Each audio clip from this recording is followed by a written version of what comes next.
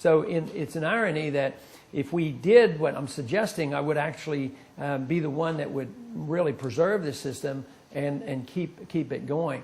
But the system that we have is a real mess. It's run by HMOs and the PPOs and the insurance company and the drug companies, and they lobby millions and millions of dollars because it's in their interest.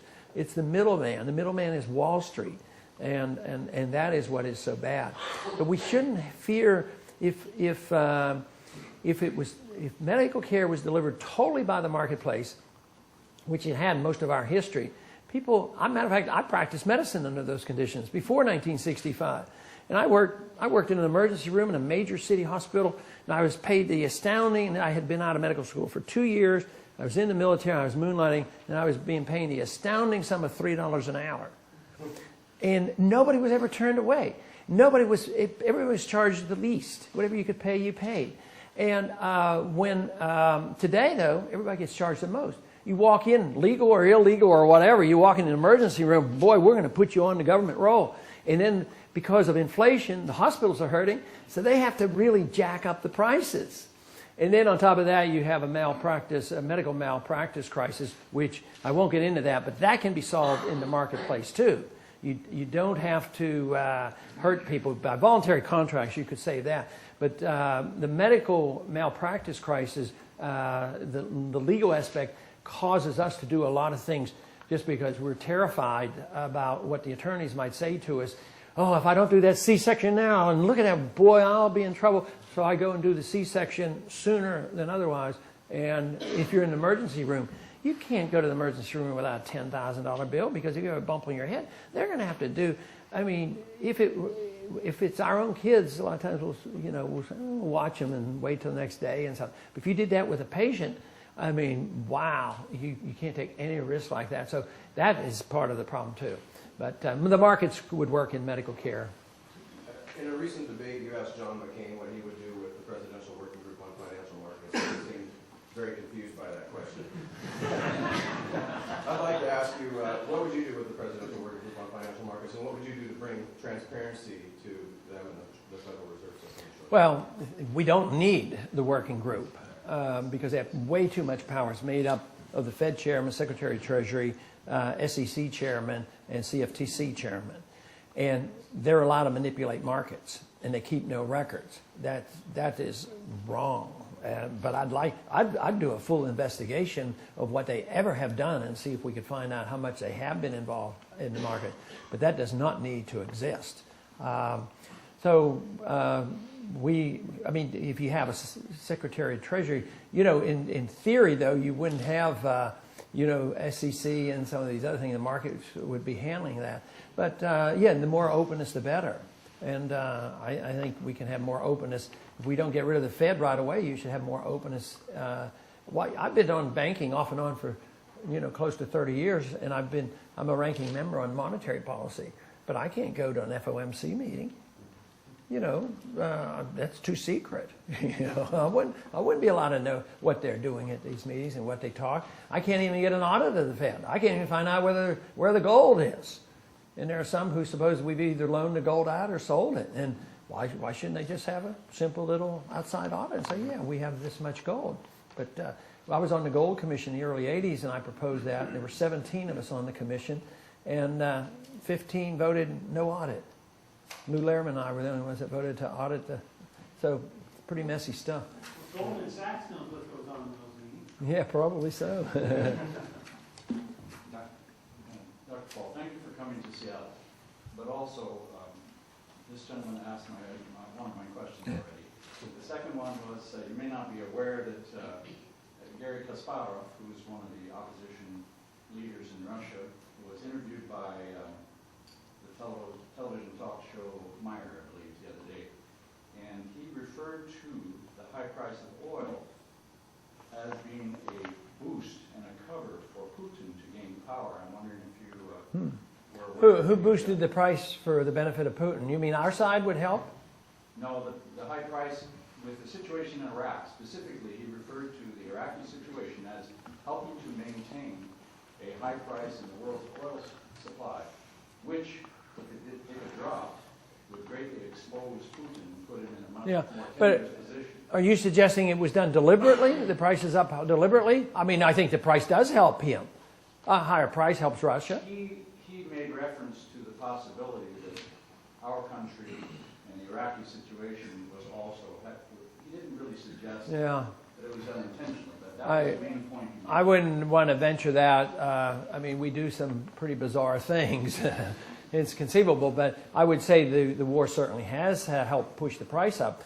We were over there, we're supposed to protect our oil, and yet it was $27 when we went in. Now it's over $90, so I don't think it's very successful. We go over there, we stir up the risk premium.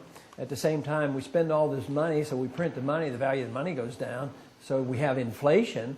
I think inflation is one of the big keys. People are rejecting the dollar. I referred to this, I think, in a debate once, and it was a month or two ago in the Wall Street Journal. They had this great chart about the price of oil. It was price in dollars, the price in euros, the price of oil in gold. The price of oil has not gone up a bit. If you'd have been operating on a gold standard, the cost of your energy would not have gone up, in this last 6 or 7 years. So I think the inflation is the one thing that they don't forget. But you could maybe make that same analogy. Actually, everything we've done in Iraq has probably inadvertently helped the Iranians more than anybody else. I mean, they say, well, there's not as much killing in southern Iraq right now. Yeah, because we lost. The British left, and they're aligned with the Iranians. So locally, Seattle seems to have a perpetual argument over rebuilding our viaduct, which is crumbling, 520 bridge, trains, and we never seem to really get anything done. If you were president, could you give us some money and possibly help us out? My answer for this is sort of like my answer for Social Security. I think that's a non-viable system, and the government shouldn't be in the insurance business because they've done such a lousy job, and if private companies had done it, they'd all be in jail. But infrastructure early on was meant to be, matter of fact, it was some of the early presidents vetoed bills that dealt with infrastructure. And when you look at it, they were in charge of the infrastructure around New Orleans. They didn't do that such a great job, and they didn't do a very good job in rebuilding it. It's still a mess. So you could make the strict constitutional argument that, yes, that's your business. You take care of your stuff here, but you'd be a lot wealthier. All the money would be here. You wouldn't be paying all these astronomical taxes. You could take care of your roads because the money wouldn't be going to Washington. But my argument on this is somewhat like I do on the medical care. That's not the place where we go, and it's going to be a while. We've become very dependent on a system, so we don't attack that. When Eisenhower did the highway system, he knew it was not technically constitutional, so he says, well, the only way we can justify this is for national defense purposes, to have a highway system. And so if it's levees or whatever you need or bridges, and I think I used it last night as the example. We as taxpayers are taxed to go over and blow up bridges in Iraq. And then we're taxed to go over and build them over there. At the same time, you're having problems here at home. So I would think that I'd be quite willing to compromise in my position until we get this mess straightened out. Let's not blow up bridges. Let's not rebuild bridges over in Iraq and around the world. We'll take care of the infrastructure here.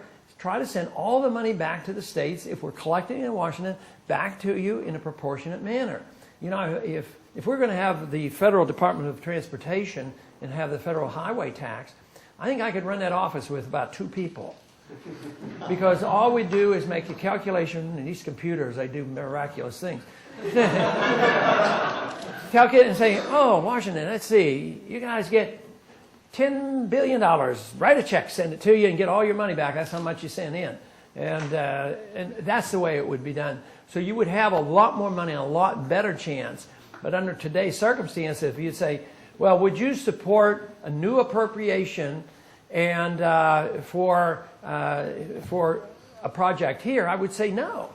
Because where am I going to get the money?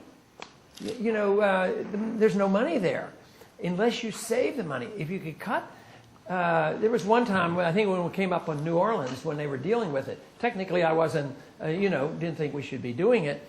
But I made a proposal to cut the budget by $100 million, it was $100 billion. And I said half toward the deficit and half toward helping people like that. You could do that and you could work it out. But you can, I think you always should have priorities in a transition, but you also ought to have a goal. Others have a goal of total socialism, and they're always working at it, and we always seem to be moving that direction.